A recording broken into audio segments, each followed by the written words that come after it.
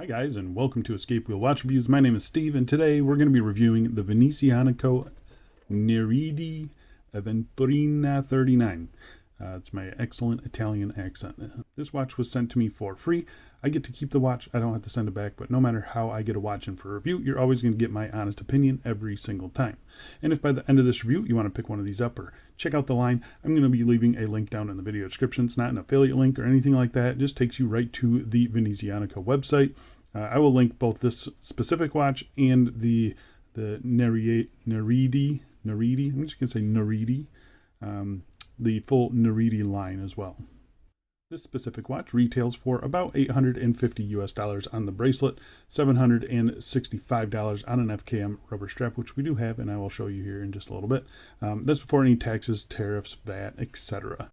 The watch comes in many different configurations, as you can see here. Different dial colors, different dial materials, different sizes, different bracelet options as well. Some have a higher price because they use a fancy dial material and Swiss movement. So go check out the entire Nereide lineup. You're going to find something that you like, I think. So yeah, vast differences in these models.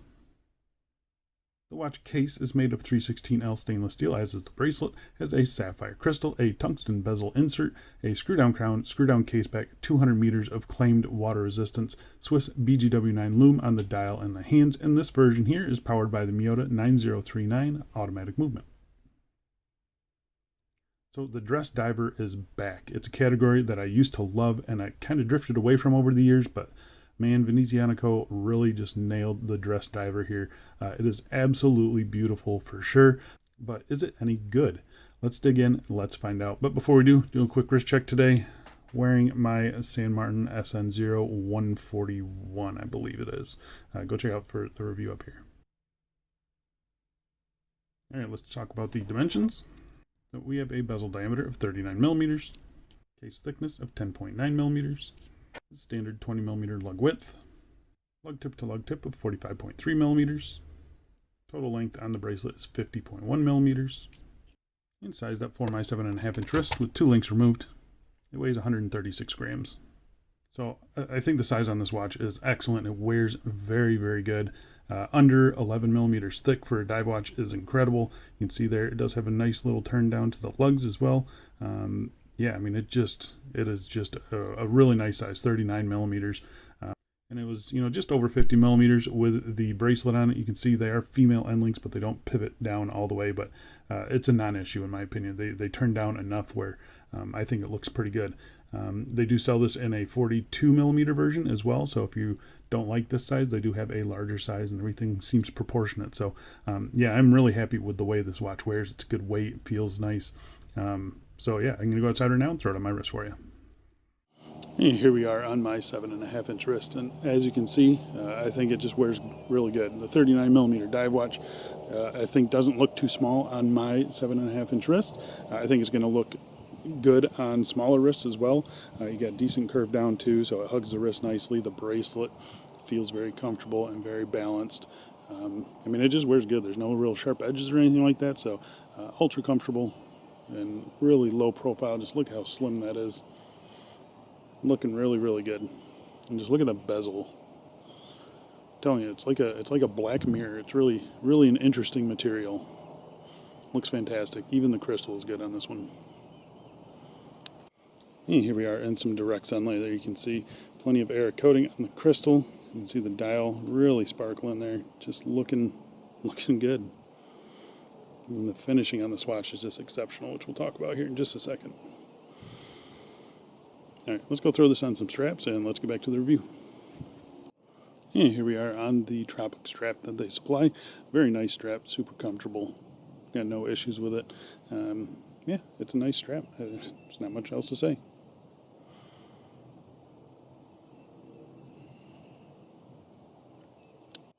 And here we are on a Milanese style strap. This one is just lifted off an old Pagani design that I've kept around. So, yeah, but really do like the look of that. I actually think it looks pretty good. I'm not a fan of these usually, but this one just kind of works. And here we are on a black leather strap, just simple 2-stitch strap. This is one that's strap is lifted off of my Wise Adamascus, but I think it just looks really nice, very classy looking in my opinion. I know divers on dress leather straps usually gets a little bit of hate, but I like it. And here we are on a Sifu strap. So this kind of looks like a double pass strap, but there's only one layer underneath the watch there. I'll leave these linked down below. Perfect for a watch like this, a dive watch that's pretty low profile. Keeps it nice and slim, keeps it right on the wrist like that. And, yeah, I like it a lot. This is just a simple black strap, and I think it looks good. And last but not least, here we are on a CNS watch bands nylon strap. There's two layers underneath the watch there, and it's still sitting very, very nicely. It's kind of maroonish color. Figured I'd throw some color at this thing. I think it looks great. All right, let's go back inside and let's get back to this review.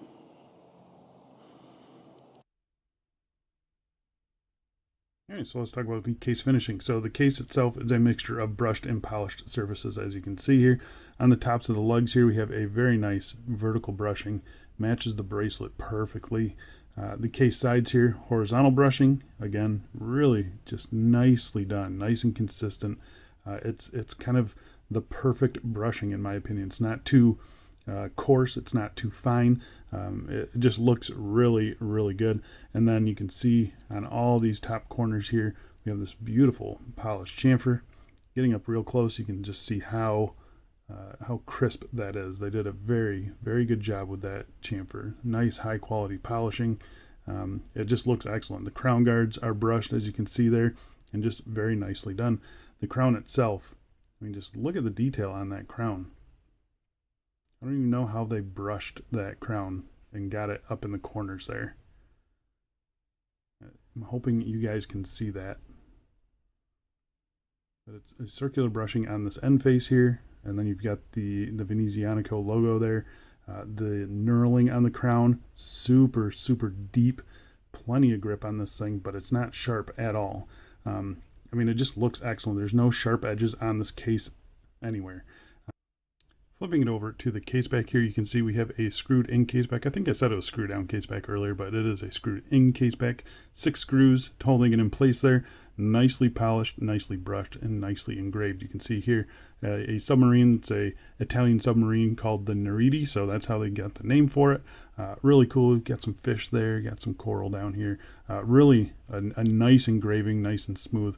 Really nice spec sheet around the outside as well. So yeah, I'm very happy with the case back on it. It's nice and smooth. And again, this bottom edge here has been nicely smooth. So it's just a super comfortable watch to wear. So back to the case finishing on this watch. It is fantastic. You know, I typically review St. Martin watches and praise them for their finishing.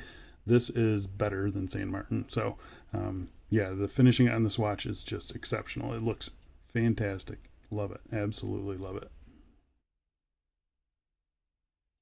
All right, so let's talk about the bezel on this watch. So first off, the bezel insert. So it looks like a ceramic bezel insert, but it is not. It is a tungsten bezel insert, so it's harder than ceramic. I have a typical black ceramic bezel. I'm hoping you guys can see the difference. It's pretty clear in person that this is not a normal ceramic bezel. It's more mirror-like and kind of like a dark gray color as opposed to a deep black. I mean, it's not really showing up that well on my camera, I'll say that. But the finishing on this bezel insert, to get it so just mirror-like is incredible. Really, really happy with it. You have a lume pip there at the 12 triangle, simple markings for every 5, and then you have your 15, 30, and 45 there. So it's a pretty simple bezel, but it works great. It looks really, really good. It's not apparent really on camera, but having plenty of black ceramic bezel inserts, I knew that this thing was different right off the bat. So, getting back to it, tungsten is a much harder material than ceramic. So ceramic is already scratch resistant. This one is even more scratch resistant, and it just kind of gives a totally different look to the bezel insert. The bezel itself, again, back to the finishing on this watch, is incredible. Polishing on the top there, brushing on the grip or the teeth there, really nicely done. Super fine, but again, not sharp at all. I mean, I'm rubbing my finger along this here, and it just feels almost like a smooth surface. So it is really good. But when you do need to grip it, the grip is perfect on this watch. The alignment is spot on as well. The resistance is great. I mean, the bezel action on this watch is fantastic. I'll let you listen to it here. So it's kind of that high-pitched, like popping sound. Again, just really, really nicely done. The resistance is just absolutely just spot on. If I was going to design a bezel, this would be it. I mean, it is just really, really good. There's no play in the bezel at all either in any direction. It's just a fantastic bezel, guys. It's really, really good. All right, let's talk about the crystal. First things first, test it for sapphire. It is positive for sapphire. So we have a flat sapphire crystal. It looks absolutely incredible. Again, really nice, high quality crystal, super clear and reflective coating as well. You can see the crystal barely sitting above the bezel insert there. Yeah, I mean, it's just a very good crystal. I always say flat crystals don't need anti-reflective coating, and when they put it on there, it's just kind of icing on the cake. And you know, here they put plenty of air coating on it, so it keeps the dial nice and legible. It is absolutely just really, really good. Okay, so let's talk about the dial on this watch. So the dials, like I said, they vary from watch to watch. You have aventurine here, you have lapis lazuli, you have just plain dials, you have gold dials. I mean, they have all sorts of different dials. So, but they're pretty much all set up the same. Some of them do have a date. I believe the 39 millimeters don't have a date. The 42 millimeters do have a date. So just something to keep in mind. But yeah, they're pretty much all set up the same way. You have applied indices at all the hour markers and a double baton there at the 12 o'clock position. Some of them have a different minute tracker on the outside. The 39s, I think they ditched the like the raised minute track. So here it's just a simple printed minute track there. The blue aventurine, which we have here, you can definitely see that it is blue, especially when you get it under bright lighting, but it's very, very subtle. It can pass off for black for sure. But yeah, I think it's definitely not a all black dial watch. So it's something to keep in mind, but just really, really happy with the dial on this watch. You have your Venezianico logo there at the 12 o'clock position. Again, just really nicely done. Nicely applied. Everything seems to be applied straight as well. You have the Nereide and then aventurine there down at the 6 o'clock position. You have fence post, minute, and hour hands there, which are kind of bisected. And then you have this really tiny paddle there on the second hand sweeping along. So it's a really elegant seconds hand reaching right out to the minute track there. I mean, everything scale wise seems to be done very nicely. The legibility on this watch is actually pretty good. So yeah, really, actually just really happy with the dial on this watch. And I'm hoping that my video shows off how beautiful the aventurine is. I mean, I know it's the same on pretty much every aventurine watch, but I don't know. It just looks different on this one. I'm not really sure why. So I'm super happy with the dial on the watch. I'm actually happy with the Lume as well. So I'm going to pop up a Lume shot here. You can see it against a couple other watches in the collection. And it does a very good job. I mean, it's very solid, even applications, that BGW9. So it's kind of the ice blue glow. Yeah, you know, the Lume plots on this are pretty small, but for being how small they are, they did a very nice job with the Lume application on this watch. It's pretty easy to tell the time in the middle of the night as well. So yeah, can't really complain about it at all. All right, so let's talk about the movement in this watch. So 39 millimeters, they get the Miyota 9039. It's a no date high beat automatic movement from Citizen Group. Really happy with these movements. 28,800 beats per hour, so 8 ticks of the second hand every second there. Really nice and smooth. Roughly 42 hours of power reserve, I believe. They hand wind. It does have a unidirectional winding rotor. I haven't really noticed it at all in this watch, so yeah, it's a non-issue for me. Really, really happy with it. I've got no issues. Here's how mine has been running. As you can see there, cannot complain at all. Really solid movement in this watch. So yeah, really happy. The screw down crown here, nice and smooth screw in, screw out action. You get a nice pop out there as well. First position is your hand winding. You got plenty of grip on the crown. The crown guards don't get in the way or anything. So yeah, can't complain about that. Pull it out to the first position. It hacks the movement, as you can see there. And everything is just, it feels perfect. The alignment is spot on. yeah, I mean, it's just a really nice movement, super solid feeling. The crown got a little bit of play in it, but not too bad. You push it in, screw it in, it picks up the threads immediately, and it's just a nice, smooth screw-in action. So very satisfying there. Zero issues with the crown, zero issues with the movement. All right, so let's talk about these straps and the movement. So you don't have to get the watch on the bracelet. You can save, I don't know, $100 or so and get it on the rubber strap. It's a nice rubber strap. However, I would get it on the bracelet. But yeah, very nice FKM Tropic style strap. As you can see here, dark blue, really soft, really flexible, kind of that dense FKM material. If you've ever had it before, this is, you know, a very nice material. I love it. It does have the Venezianico logo there, so that's kind of cool. Quick release spring bars. You've got a nice signed buckle here. It says Venezianico on the bottom there. Venezianico logo right here. It's brushing and polishing. It matches the case perfectly. I've got no issues with it. The Tropic strap, it does taper from 20 down to 18 millimeters. It's just a nice strap. I've got no issues with it at all. I just prefer this watch on the bracelet because it's just beautiful. So yeah, the strap is great. Let's talk about the bracelet though. So the bracelet is 20 millimeters and it tapers down to 16 millimeters to a butterfly clasp. It's solid links, solid end links. They're female end links, but they don't really pivot like a normal female end link does. So it's just something to keep in mind. So I think it's a non-issue. They kind of turn down enough where it should fit most wrist sizes still. The end link fitment, as you can see here, just perfect. There's no like unsightly gaps or anything like that. The end links fit in there nice and tight. The only thing I really wish they would have added would be quick release spring bars. So we just have normal spring bars here. They're high quality spring bars and the tolerances are nice, but yeah, it's just I would always prefer quick release spring bars. That kind of would have put this watch over the top for me.